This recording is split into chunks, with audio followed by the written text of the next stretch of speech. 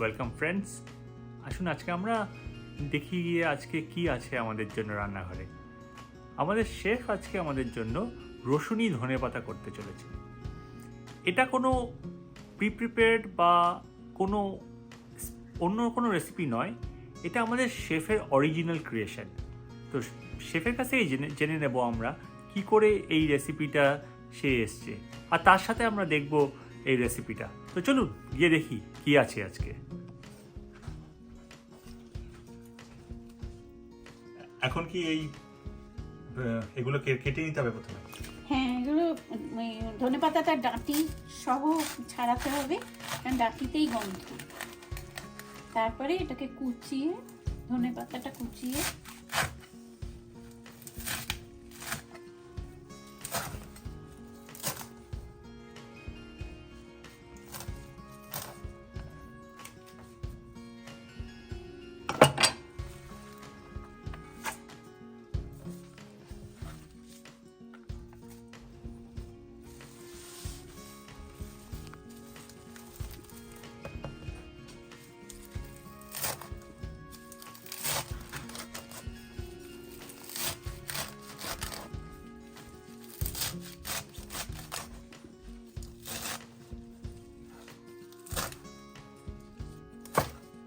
ধনেপাতা কি কোনো আগের থেকে ছাড়িয়ে নিলে বেটার হয়, নাকি একবারে নিয়ে কাটলে সুবিধা হবে? না, আগে থেকে ছাড়িয়ে নিয়ে জলে ধুয়ে নিয়ে ডাঁটি সহগুলো ডাঁটিতেই গন্ধ, স্মেলটা আসে ডাঁটিতেই। আচ্ছা, মানে ডাঁটিতে তাহলে রাখতেই হবে? হ্যাঁ, ডাঁটি রাখতেই হবে।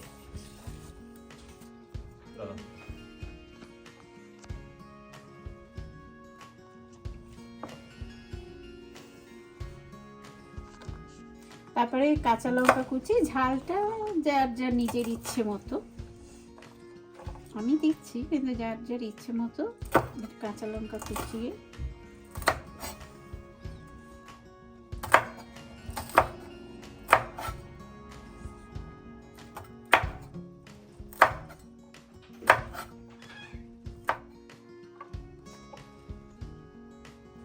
তারপর রসুন কুচি,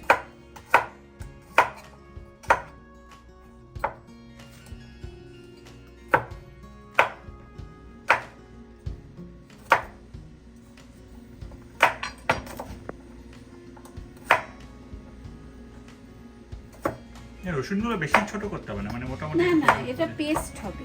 আচ্ছা, এটা পেস্ট হবে, ধনেপাতা, রসুন, কাঁচা লঙ্কা সব মিলিয়ে পেস্ট।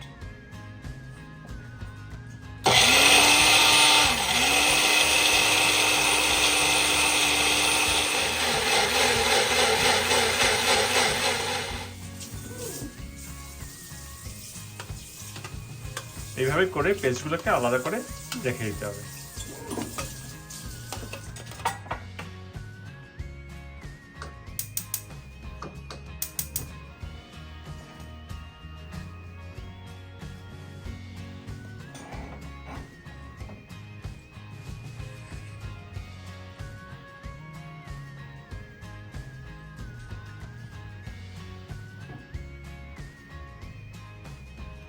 এটার জন্য কি তেল অনেকটা বেশি দিতে হবে? হ্যাঁ, একটু তেলটা বেশি দিতে হবে, কারণ এটা তো পুরো ফ্রাই করে ফেলতে হবে।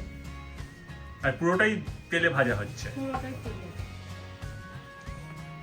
আর ধনেপাতার এই কাঁচা গন্ধটা তাড়ানোর জন্য? হ্যাঁ, রসুন কাঁচা লঙ্কা গন্ধটা তাড়ায়।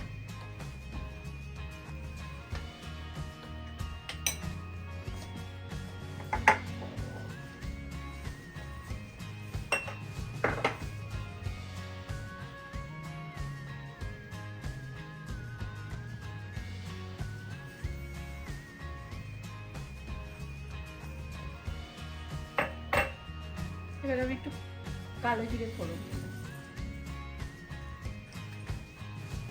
এই রান্নাটা কি তুমি তোমার মা থেকে শিখেছিলে? না, এটা আমি নিজেই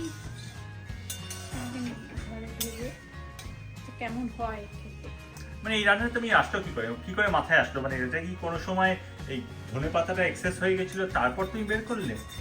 মানে কি করে আসলো তোমার প্ল্যানটা? একদিন আমি মানে অন্য শাক দিয়ে, কফির পাতা দিয়ে করে খেয়েছিলাম, ভালো লেগেছিল। তখন আমার মনে হলো ধনেপাতা দিয়ে আরো বেটার লাগবে। সেটা ঠিকই, আসলে ধনেপাতাটা আমাদের সবারই বিশেষ করে বাঙালি সব রান্নাতেই একটা আলাদা মাত্রা নিয়ে আসে, তো সেই জন্য অন্য শাকের দিয়ে যদি সেই টেস্টটা আসে তাহলে ধনেপাতা দিয়ে আসাটা আরও বেশি এক্সপেক্টেড। সেই হিসাবে আমি তেজপাতাটা দেখলাম ভালোই। এবার আমি এটা তেলে ছেড়ে দেব।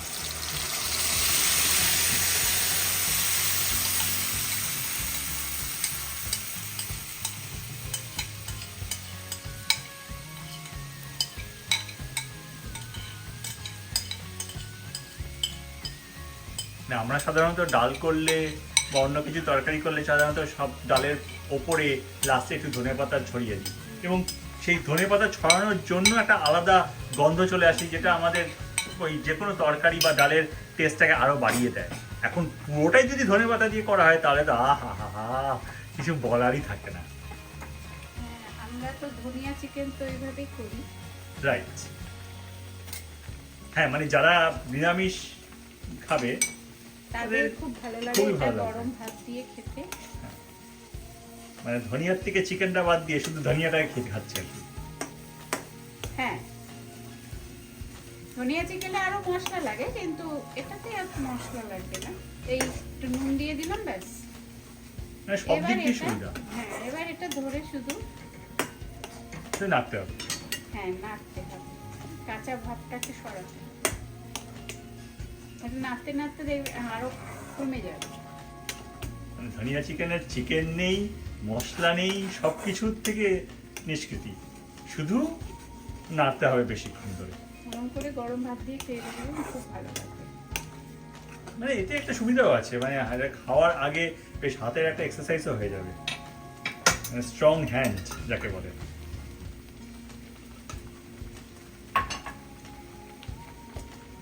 এটা রান্না করে আপনারা খেতে বসে যাবেন, তারপরে হাত থাকতে এমনিতেই অনেক টায়ার্ড হয়ে থাকবে, তখন খাওয়াটাও বেশ ভালো জমে। বাহ, বেশ টকবক টকবক করে ফুটতে শুরু করে দিয়েছে।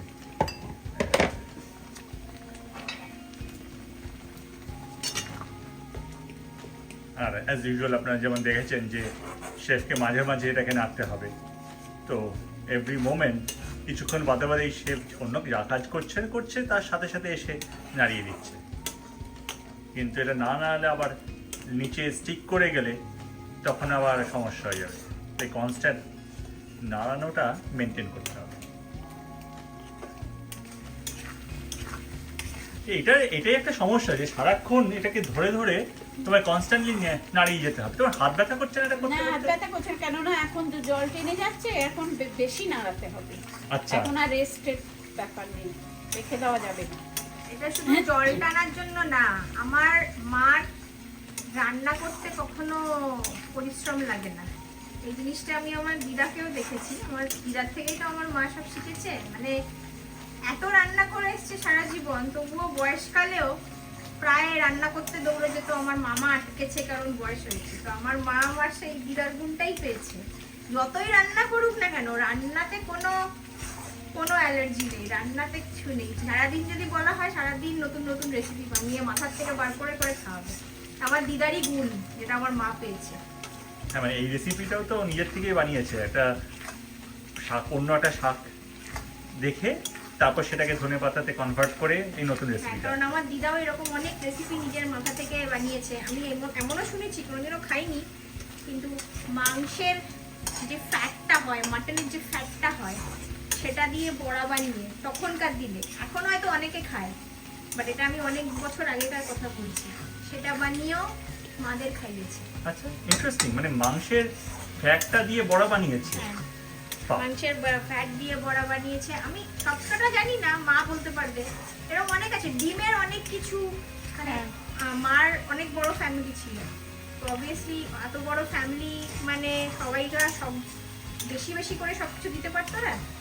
খুব কম জিনিসকে কিভাবে ভাগ করে, কিভাবে টেস্টি আর ইন্টারেস্টিং করে মাদেরকে খাওয়ানো যায়, সেই চিন্তাধারাগুলো আমার দিদাই করতো। অন্যরা কেউ কিন্তু ভাবতো না, আমার দিদাই কিন্তু এইগুলো আমরা বার করেছে এবং মা সেগুলোর থেকেই শিখেছে।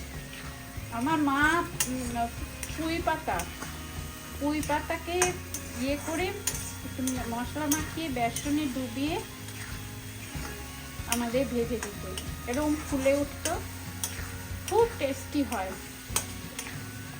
রসুন টসুন ইয়ে করে দেখে ওতে পুইডা পাতাটাকে রেখে দিত ম্যারিনেট করে, ওটা নরম হলে তখন খুব টেস্টি হয়। অনেক রকম খেয়েছি। মানে এক একটা ভ্যারাইটি, কিন্তু এটা পাট শাক, পাট পাতার যে বড়া, আমরা এমনি লোকেরা পাট পাতা দিয়ে মটর ডাল খায়, আমরা তো জানতাম পাট শাকের বড়া। আমার মা, এটা আমরা মা থেকে খেয়েছি, আমরা খেয়ে গেছি। ডিমের কুসুম আলুর সাথে চটকে বড়া বানিয়ে বড় সংসারে ভাগ করে দিতে হবে, সবাইকেই দিতে হবে। আলুর সাথে চটকে বড়া করে আমার মা, আমরা খেয়েছি। বলুন, বড় সংসারে ভাগ করে দিতে হবে, সবাইকেই দিতে হবে। তখনকার দিনে সত্যি এক একটা জিনিস বানাতো এবং নিজে, এবং পুরো সব জিনিসগুলোই নিজের মাথার থেকে বের করতো। তখন তো আর এই ইউটিউব ছিল না বা গুগল ছিল না যে হঠাৎ করে রেসিপি সার্চ করলো আর কিছু পেয়ে গেল। নিজেই মা বার করে আমাদের সবাই পেত, মা ইয়েতে সবাই পেত। এগুলো ছিল সব আমার দিদার ইউনিক রেসিপি। দিদা সব মাথা থেকে থেকে বার করতো, কোথাও দেখে কারোর থেকে শিখে না। কেন না, দিদা মনে করতো রান্নাটা হচ্ছে একটা আর্ট, রান্না নিয়ে অনেক কিছু করা যায়। সত্যি এটা একটা আর্ট, যদি কেউ করতে চায় তাহলে বেশ অনেক কিছু মাথা থেকে বের করে বিভিন্নভাবে এই জিনিসটা করা যায়।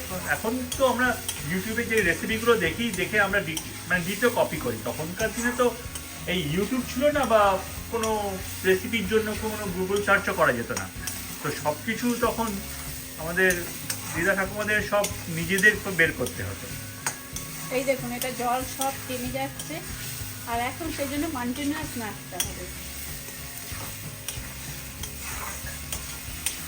মানে এই মোমেন্টটা হচ্ছে খুব ক্রুশিয়াল। এইটা খুব ক্রুশিয়াল, ধরে গেলেই একদম টেস্ট নষ্ট হয়ে যায়।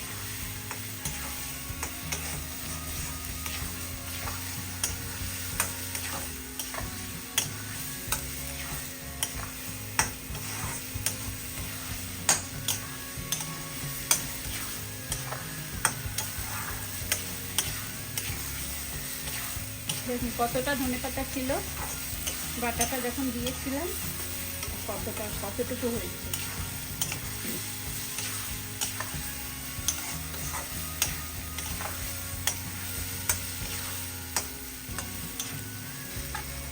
ব্যাস ডান। মানে এই শেষ, আর কিছু না, দেখতে তো মোটামুটি কিছুই নয়, সেই সমস্ত কিছু পেস্ট করলো, তারপরে জাস্ট জলটা না, মানে মেন সমস্যা মেন আপনার লক্ষ্য রাখতে হবে ধরে না। নাইস। এরপর আমরা দেখবো এইটা দিয়ে, আহা, মনে হচ্ছে আজকে দুপুরের খাবারটা বেশ ভালোই জমবে। এটা আপনি গরম ভাত দিয়ে খাবেন।